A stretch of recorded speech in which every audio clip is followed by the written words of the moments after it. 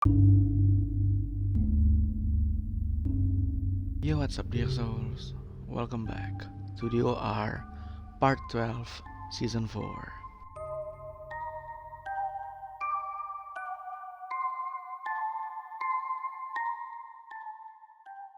Pada video kali ini kita akan membahas tentang teori konspirasi kematian dari idola bokap-bokap kita nih dulu. Bahkan idola kita juga deh kayaknya. Iya, sesuai judul kita akan membahas teori konspirasi kematian Nike Ardila. Just disclaimer, I didn't mean to insulting or something kepada almarhumah.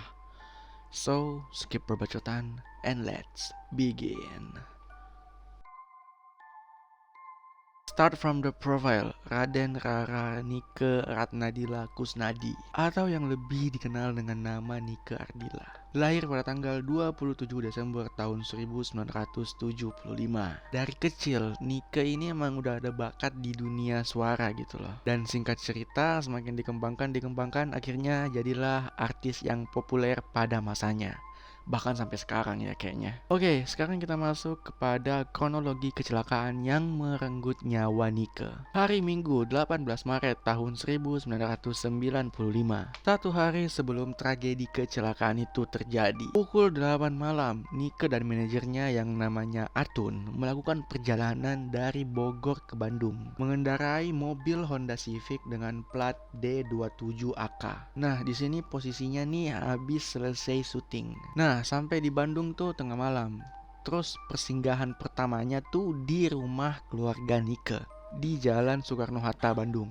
Setelah itu mereka berdua lanjut lagi jalan ketemu teman-teman musisi dan artis gitulah. Nah, di sini gue rincikan ya. Jadi pertama itu Nike ketemu dengan Gugun Gondrong di Hotel Jayakarta. Lalu next ke BRI Tower buat ketemu sama Titi DJ. Sampai pada akhirnya pukul 3 pagi, Nike dan manajernya si Atun ini lapar dan akhirnya makan di restoran Kintamani. Lalu habis itu mereka berdua mampir lagi ke Hotel Jayakarta untuk lanjut ngobrol sama Gugun Gondrong. Sampailah pada akhirnya jam setengah 6 pagi mereka akhirnya balik ke Bogor. Nah, awalnya si Atun ini kayak sini gue aja yang nyetir deh, lo istirahat aja gitu. Karena kan belakangan itu Nike banyak kegiatan dan gampang kecapean gitu. Tapi akhirnya tetap si Nike yang nyetir karena Nike tuh nggak enakan gitu sama manajernya ya kan. Akhirnya ya udah nyetir lah si Nike itu ya kan. Perjalanan ini tuh buru-buru karena mereka ada syuting lagi jam 8 pagi. Sampai di Jalan Raden Edi Martadinata atau Jalan Riau, ada mobil merah di depan mereka tuh yang jalannya pelan banget. Karena posisinya lagi kejar waktu nih, lagi buru-buru, akhirnya Nike ini mau nyalip dong. Tapi pas mau nyalip, dari arah berlawanan muncul mobil Daihatsu TAF yang kenceng banget karena kan di situ suasananya lagi sepi nih ya kan, jadi otomatis mobil kalau jalan itu kenceng banget gitu. Lanjut, mobil TAF itu muncul dari arah berlawanan dan akhirnya Nike kaget dong. Nike kaget lalu langsung banting setir ke arah kiri. Akhirnya banting setir ke kiri, nabrak pohon beringin, kepental, lalu nubruk pagar beton bak sampah. Nah, di sini posisinya nih si Nike lagi nggak pakai seat belt. Kemudian Nike dan Atun dilarikan ke rumah sakit. Manajernya si Nike yang namanya si Atun nih itu sempat amnesia tapi akhirnya selamat. Sedangkan Nike pagi itu juga meninggal dunia dan dimakamkan sore itu juga. BTW mobil yang mereka kendarai itu sempat bocor bannya. Jadi posisinya ini mobil nih jalan pakai satu ban serep. Dan seperti yang kita tahu ya, kalau ban serep itu lebih kecil dari ban aslinya mobil itu gitu loh. Jadi kalau jalan kayak nggak bagus gitu kalau mau dipakai buat kenceng gitu. Apalagi buat nyalip-nyalip. Oke, sekarang kita masuk ke teori konspirasi yang banyak beredar. Nah, pada saat kecelakaan itu terjadi, ada saksi yang mengatakan bahwa Nike itu meninggal di tempat. Tapi ada juga yang bilang kalau dia itu meninggal pas saat dilarikan ke rumah sakit. Lalu ada juga yang berhipotesa kalau Nike ini nyetir di bawah pengaruh alkohol karena sebelumnya sempat singgah di diskotik gitu. Namun Atun menyanggah hal itu karena di diskotik itu Nike cuma minum orange atau jus jeruk. Dan hasil visum polisi pun mengatakan bahwa tidak ada kadar alkohol di dalam tubuh Nike. Lalu kemudian ada kesimpang siuran tentang timeline tragedi ini. Ada saksi yang berkata kalau kecelakaan itu terjadi pukul 3 pagi. Ada juga yang mengatakan kalau kecelakaan itu pukul setengah 6 pagi. Terus laporan resminya mengatakan kalau kecelakaan itu terjadi pukul 6:15 pagi hari. Satu lagi teori konspirasi yang ini tuh kayak susah untuk dibilang logik tapi agak logik gitu, tapi susah untuk divalidkan gitu loh. Jadi ada yang mengatakan kalau awalnya Nike ini bersahabat banget sama salah satu keluarga cendana gitu loh.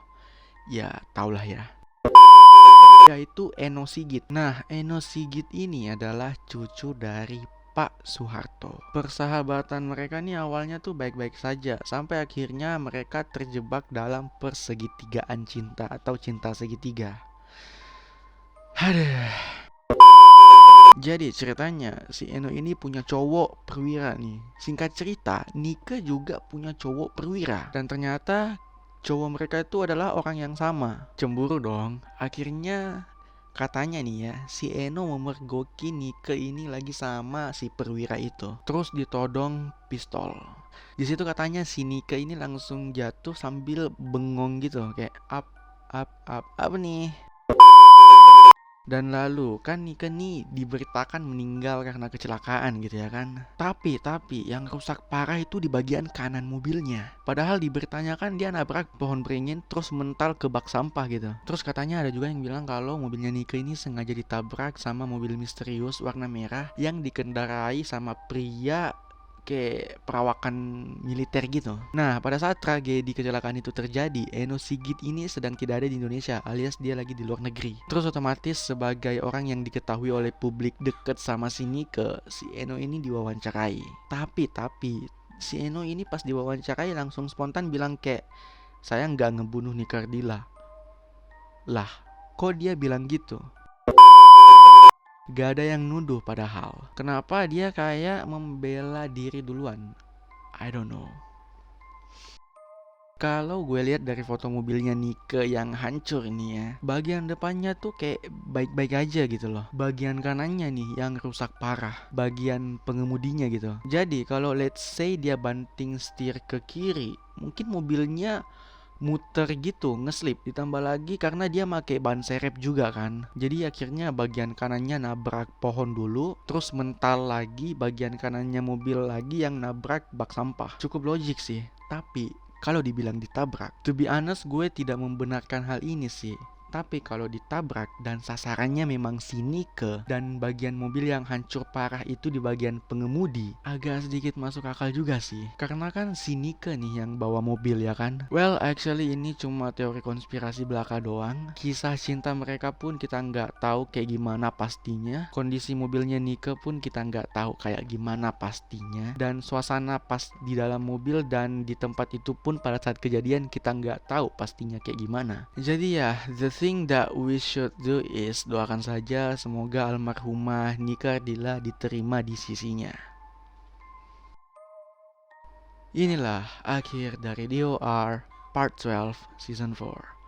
Find me on social media, link in description. And don't forget to like, comment, share, subscribe and stay tuned. And whatever happens to you after watching this video, let it flow.